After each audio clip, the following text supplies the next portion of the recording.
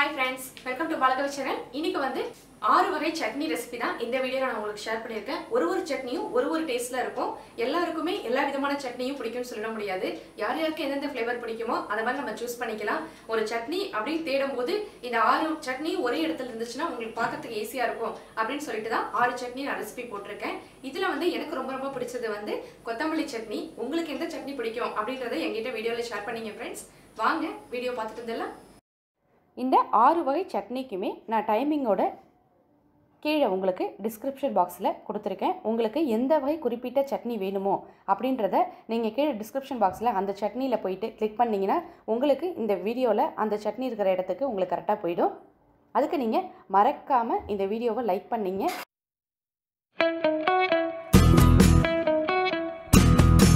சட்னி சொல்லலாம், இல்லைன்னா தொக்குன்னு சொல்லலாம். இது வந்து ஒரு வாரம் ஆனாலும் வச்சிருந்து நம்ம சாப்பிட முடியும். ஒரு ஸ்பூன் ஆயில் விட்டுருக்கேன். ஆயில் கொஞ்சம் ஹீட் ஆகட்டும். எண்ணெய் ஹீட் ஆகிடுச்சு. ஒரு 1/4 டீஸ்பூன் அளவு வெந்தயம் சேர்த்துக்கிறேன். வெந்தயம் பொரிஞ்சிருச்சு. ஒரு ஸ்பூன் கொத்தமல்லி விதை, பூண்டு பல் ஒரு 1/4 கப் எடுத்துருக்கேன்.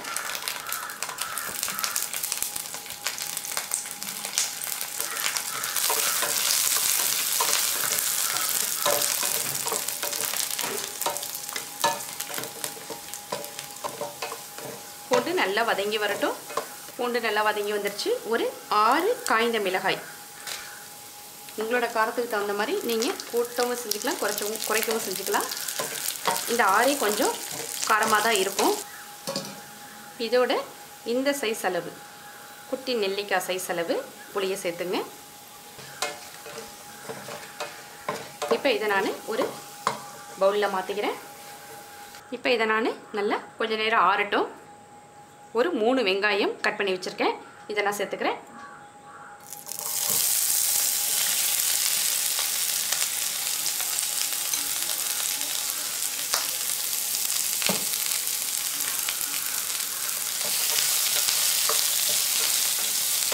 இந்த வெங்காயத்தோட இந்த சட்னிக்கு தேவையான உப்பையும் நான் சேர்த்து வதக்கிக்கிறேன்.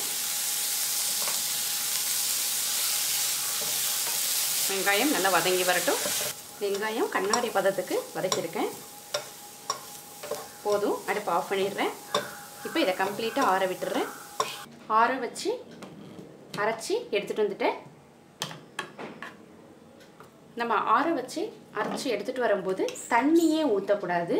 இது தொக்கு நம்ம ஸ்டோர் பண்ணி வச்சுருந்து யூஸ் பண்ண போகிறோம் அப்படின்றதுக்காக நான் தண்ணியே ஊற்றாமல் தான் அரைச்சி எடுத்துகிட்டு வந்திருக்கேன். நமக்கு நல்ல பேஸ்ட்டாக அரைஞ்சிடும்.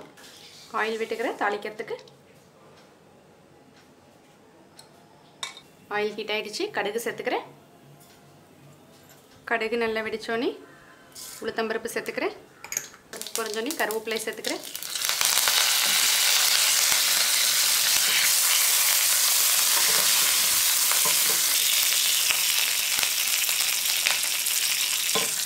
பெருங்காயம் 1/4 டீஸ்பூன் சேர்த்துக்கிறேன்.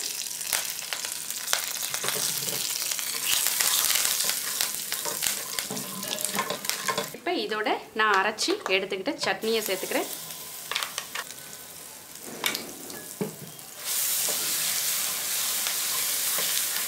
சட்னி நமக்கு ஒரு 2 நிமிஷம் எண்ணெய் விட்டு வர வரைக்கும் கொதிக்கட்டும். அவ்வளோதான், சட்னி நல்லா வதங்கிடுச்சு. இப்போ இதை ஒரு பவுலில் நான் மாற்றிக்கிறேன்.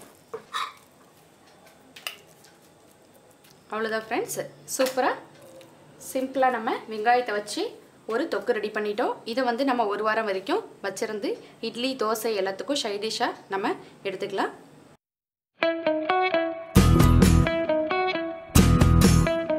இதுக்கு நான் 5 தக்காளி எடுத்திருக்கேன். இதை நான் மிக்ஸி ஜாரில் சேர்த்துக்கிறேன். புளி இந்த சைஸ் அளவு எடுத்து வச்சுருக்கேன். இதையும் சேர்த்துக்கிறேன். 1 டேபிள் ஸ்பூன் அளவு மிளகாய் தூள் இது சேர்த்துக்கிறேன். இதுக்கு தேவையான அளவு உப்பு சேர்த்துக்கிறேன். இப்போ இதை நல்லா அரைச்சி எடுத்துகிட்டு வந்துடுறேன். சட்னி நல்லா அரைச்சி எடுத்துகிட்டு வந்துட்டேன். தண்ணியே சேர்க்கக்கூடாது, தண்ணியே விடாமல் தான் அரைக்கணும். அடுத்தது ஒரு பூண்டு உரிச்சி எடுத்துகிட்டு வந்திருக்கேன். இந்த பூண்டை இந்த உரலில் போட்டு நான் நல்லா இடிச்சுக்கிறேன். அப்படி இல்லைன்னா பொடிசாவும் கட் பண்ணிக்கலாம், நம்ம விருப்பம்தான்.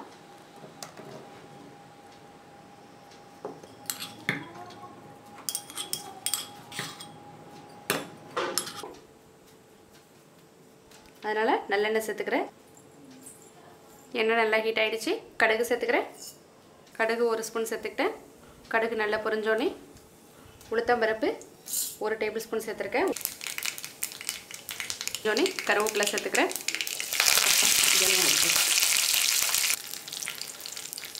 இந்த இடித்து வச்சுருக்கிற இந்த பூண்டை சேர்த்துக்கிறேன். இந்த பூண்டு நல்ல எண்ணெயில் கொஞ்சம் நேரம் வதங்கி வரட்டும்.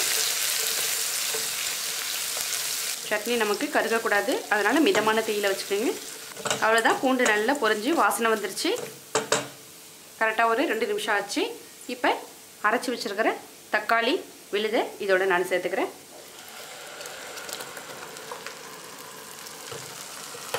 தண்ணி எதுவுமே சேர்க்கலை, நமக்கு தக்காளின்றனால நல்லா தண்ணியாக இருக்குது. இதை ஒரு மிதமான தீயில் மூடி போட்டு நல்லா கொதிக்க விட்டுடணும்.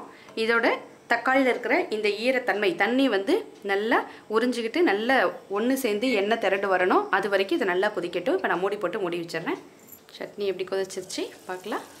வாவ், சூப்பராக நல்லா நமக்கு அந்த எண்ணெயெல்லாம் பிரிஞ்சு வந்துருச்சு பாருங்கள்.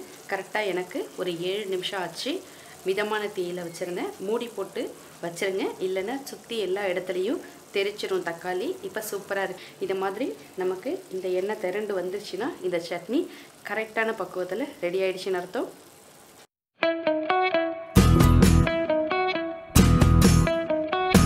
ஒரு டீஸ்பூன் ஆயில் விட்டுக்கலாம். 1/2 கப் அளவு பச்சை வேர்க்கடலை எடுத்துருக்கேன். வேர்க்கடலையை நல்லா வறுத்து எடுத்துக்கிறேன். வேர்க்கடலை நல்லா வறுபட்டுடுச்சு, நல்லா வெடிச்சு வருது பாருங்கள். இதை ஒரு பிளேட்டில் கொட்டி ஆற வச்சுக்கிறேன். ஒரு வெங்காயம் கட் பண்ணி வச்சுருக்கேன், பொடிசாக அரைச்சி வச்சுக்கிறேன். இந்த மாதிரி காரம் சேர்த்துங்க. நான் ஒரு 5 மிளகாய் சேர்த்துக்கிறேன்.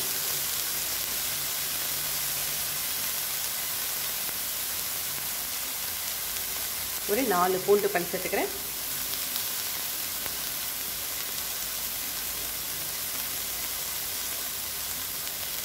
கருவேப்பிலை சிறிதளவு சேர்த்துக்கிறேன். மல்லி ஒரு கையளவு சேர்த்துக்கிறேன். இது எல்லாமே வெங்காயம் கொஞ்சம் வதங்கினதுக்கப்புறம் சேர்த்துக்கங்க. இப்போ இது எல்லாத்தையும் நல்லா வதக்கிக்கிறேன். இது எல்லாம் கம்ப்ளீட்டாக ஆறட்டும். ஆறினோடனே நான் அரைச்சி காமிக்கிறேன். புளி சிறிதளவு சேர்த்து வதக்கிக்கிறேன். இதுலேயே நான் அப்படியே ஆறட்டும். ஆறினோடனே நான் அரைச்சி காமிக்கிறேன்.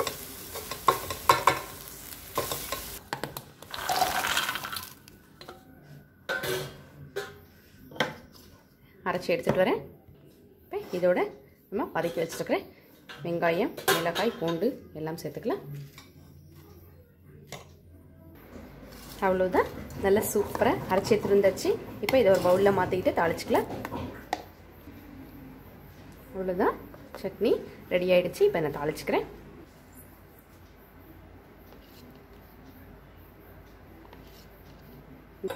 கடுகு 1 டீஸ்பூன்,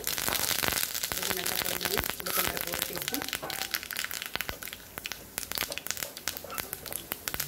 கருவேப்பிலை,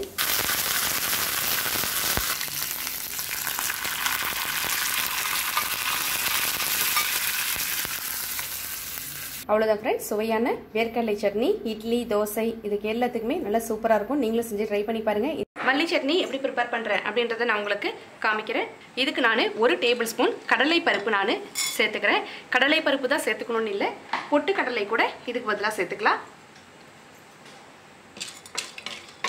கடலை பருப்பு கொஞ்சம் பொன்னிறமாகட்டும்.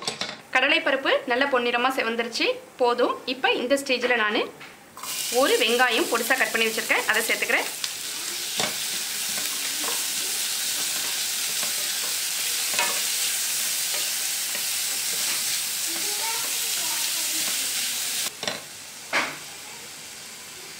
ஒரு 1/4 மூடி தேங்காய் கீனி எடுத்துக்கிட்டேன். இந்த தேங்காயை வெங்காயத்தோடு சேர்த்து வதக்கி எடுத்துக்கிறேன். காரத்துக்கு 2 பச்சை மிளகாய் சேர்த்துக்கிறேன்.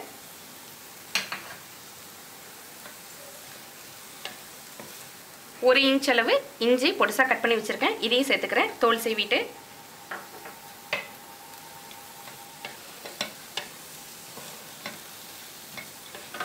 இந்த இஞ்சி, பச்சை மிளகாய், தேங்காய் எல்லாமே வதங்கினோடனே ஒரு விதமான வாசம் வரும். நல்லா சட்னி வதங்கிடுச்சின்னு அர்த்தம்.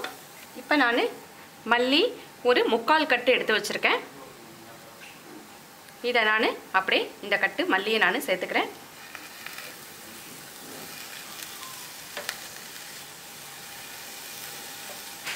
இப்போ நான் அடுப்பை ஆஃப் பண்ணிடுறேன். ரொம்ப நேரம் வதக்கணும்னு இல்லை, அப்போ தான் நமக்கு சட்னி நல்ல மணமாகவும் நிறம் மாறாமல் கிடைக்கும்.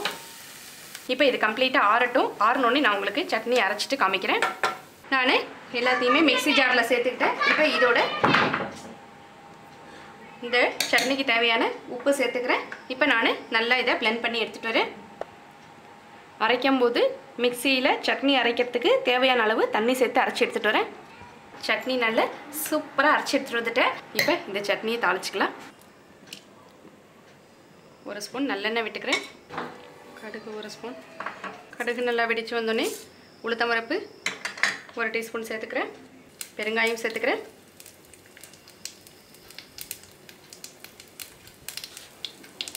உளுத்தம்பருப்பு நல்லா வெடித்து செவந்து வந்தோடனே கருவேப்பிலை சேர்த்துக்கிறேன்.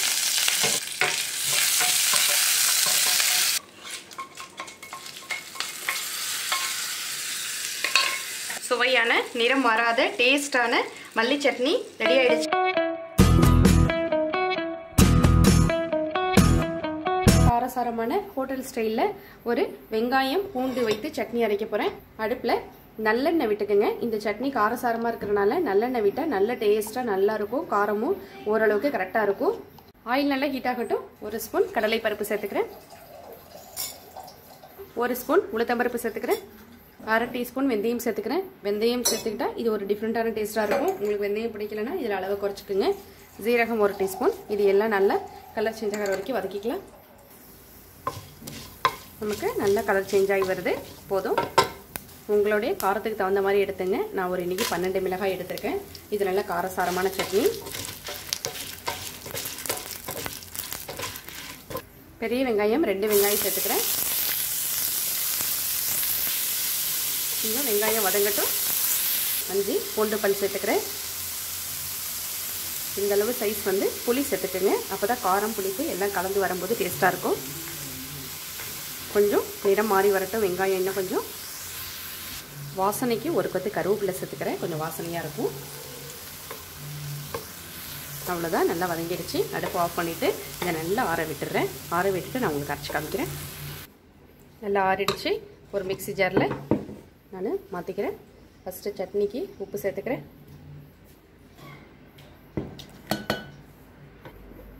அவ்வளோதான். பவுலில் மாற்றிக்கிறேன். அவ்வளோதான். சூப்பராக சட்னி ரெடி பண்ணிட்டோம். இப்போ இதுக்கு தாளிக்க ஆரம்பிச்சிடலாம். கடுகு 1 டீஸ்பூன். உளுத்தம்பருப்பு 1 டீஸ்பூன்.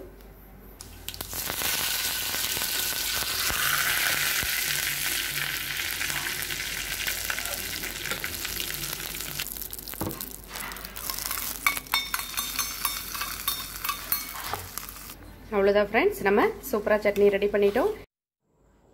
அடுத்தது க்ரீன் சட்னி, பச்சை மிளகாய் வைத்து சட்னி. இது ரொம்ப நல்ல டேஸ்ட்டாக இருக்கும். ஒரு பேனில் நான் 1 ஸ்பூன் ஆயில் விட்டுக்கிறேன். ஆயில் கொஞ்சம் ஹீட் ஆனோடனே இந்த சட்னிக்கு நான் 3 வெங்காயம் எடுத்திருக்கேன். இதை நான் கட் பண்ணி எடுத்துக்கிறேன். அந்த பேனில் இந்த வெங்காயத்தை நான் சேர்த்துக்கிறேன். வெங்காயத்தை 1 நிமிடம் ஆயிலில் பரட்டி விட்டுக்கிறேன். காரத்துக்கு தகுந்த மாதிரி பச்சை மிளகாய் இன்றைக்கி நான் சேர்த்துருக்கேன். இது வந்து ரொம்ப காரமும் தெரியாது, நல்ல டேஸ்ட்டாக இருக்கும். இந்த காரத்தோட சுவை வந்து அது ஒரு விதமான டேஸ்ட்டாக இருக்கும். இந்த பச்சை மிளகாயும் வெங்காயத்தையும் நான் கண்ணாடி பதத்துக்கு நல்லா வதக்கி எடுத்துக்கிறேன்.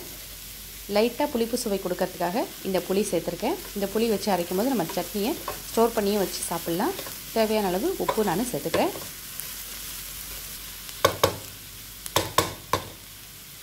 இப்போ வெங்காயம் பச்சை மிளகாய் நல்லா வதங்கினோடனே அடுப்பு ஆஃப் பண்ணிவிட்டு ஆற வச்சுட்டு ஒரு மிக்ஸி ஜாரில் வெங்காயம் பச்சை மிளகாயை நான் ஒரு மிக்ஸி ஜாரில் சேர்த்து நல்லா ஃபைன் பேஸ்ட்டாக அரைச்சி எடுத்துகிட்டு வந்துடுறேன். அவ்வளோதான். நல்ல பேஸ்ட்டாக அரைச்சி எடுத்துகிட்டு வந்துட்டேன். இந்த சட்னியோட கலரே நிறமே வந்து நமக்கு பச்சை மிளகாய் வச்சு அரைச்சிருக்கிறதுனால இந்த க்ரீன் கலர் கிடைக்கும். நல்ல டேஸ்ட்டாகவும் இருக்கும். இட்லி தோசைக்கு அப்படி ஒரு டேஸ்ட்டாக இருக்கும். ஒரு குட்டி பேனில் ஆயில் விட்டு சட்னிக்கு தாளிச்சுக்கிறேன். ஒரு ஸ்பூன் ஆயில் விட்டு கடுகு, உளுத்தம்பருப்பு, கருவேப்பிலை தாளிக்கும் போது நமக்கு இந்த சட்னியில் நல்லெண்ணெயில் தாளித்தா இன்னும் சட்னி நல்ல கூடுதல் மணமாக இருக்கும். அவ்வளோதான், சுவையான பச்சை மிளகாய் கிரீன் சட்னி ரெடி ஆகிடுச்சு. இது ரொம்ப டேஸ்ட்டாக இருக்கும். நீங்களும் செஞ்சு ட்ரை பண்ணி பாருங்கள். கண்டிப்பாக எல்லாருக்குமே ரொம்ப பிடிச்சி போயிடும். தேங்க்யூ ஃபார் வாட்சிங்.